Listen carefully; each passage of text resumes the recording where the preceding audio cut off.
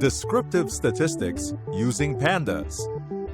Pandas is another third-party library developed for Python. If NumPy is for numerical computations, Pandas is great for handling datasets. It can analyze big data and make conclusions based on statistical theories. With Python's built-in statistics library and NumPy, we've seen how statistical operations can be performed with fewer lines of code. But with Pandas, we can produce summary statistics like this in just one line of code. Let's check out how it's done.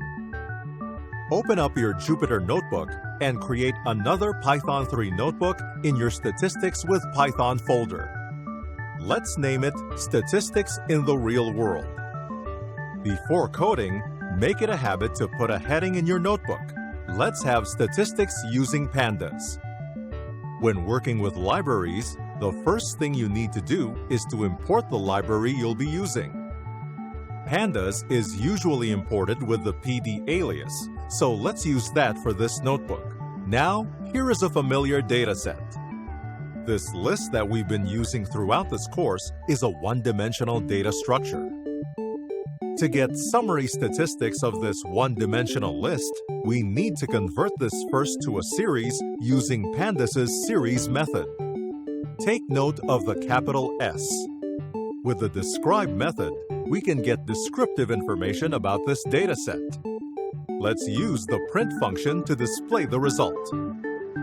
This summary statistics shows us the count, or the total number of values in the dataset, the mean, the standard deviation, the minimum, and maximum values. The 25%, 50%, and 75% values here are the quartiles or percentiles of the dataset. So what are quartiles? Let's explain it using our dataset. If we arrange this dataset from lowest to highest and divide it into 4 quarters, we'll get the quartiles. The first quartile, or the 25th percentile, is 4. The second quartile, or the 50th percentile, also known as the median, is 5. And the third quartile, or the 75th percentile, is 8. Quartiles show us the spread of the dataset. An important thing to note in Pandas' describe method is that the default standard deviation computation is for a sample data. Since our dataset is a population, this will yield a different result. In this case, to get the standard deviation of a population, you have to use the std method with a DDOF parameter set at 0. Up until now, we've been using the same dataset to present the basics of statistics using these third-party libraries. Now it's time to explore what Pandas can do using real-life datasets. Unlike this one-dimensional dataset, real-life datasets are arranged in large tables in a CSV or Excel format. With Pandas' data frame, describing tables even with hundreds of rows and columns can be easy and enjoyable. Let's try with this dataset about the 2020 population by country. One way to access and call a file in Pandas is to have it in the folder where you have your Python notebook. Click the link in the description below. Download the CSV file population_by_country 2020. You may pause this video and come back when you're done. Do you have the file saved on your computer? Now let's move it to your Statistics with Python folder. Go to your home directory in your Jupyter browser and check the folder where you downloaded the file. Here, you can see that the file was saved in the Downloads folder. Now, check the box next to the file, then click the Move button. Change the directory path to Statistics with Python. The file is now in your Statistics with Python folder. Let's check if you can access the dataset. Using Pandas' read CSV function, you can import tabular data from CSV files into Pandas data frame. Remember that you gave Pandas a PD alias, so use PD to call Pandas functions. You have to be careful when specifying the parameter value for the file name. Make sure that it's precisely the same as the one saved in your folder.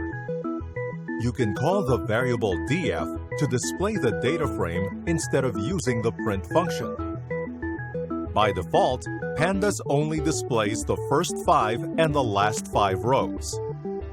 If you like to show the first and last 10 rows, you can use the head function and the tail function. Here's how it's done.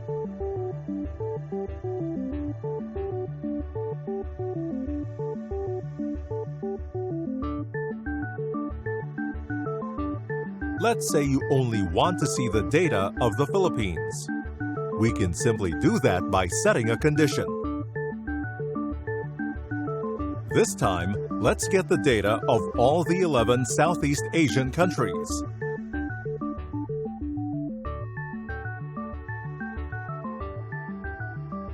We use the is-in method to filter our dataset. We can also get summary statistics of the population of the region.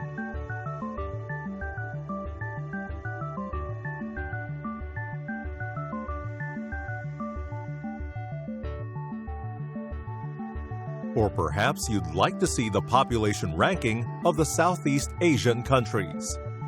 You can do this by using the sort values method and adding these two parameters.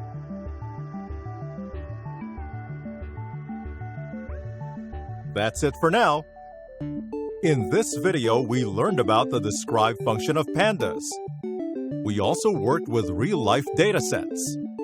Using the read CSV method, we imported a CSV file in our notebook, then we used the is-in method to filter our rows, and the sort values method to sort one column in our dataset.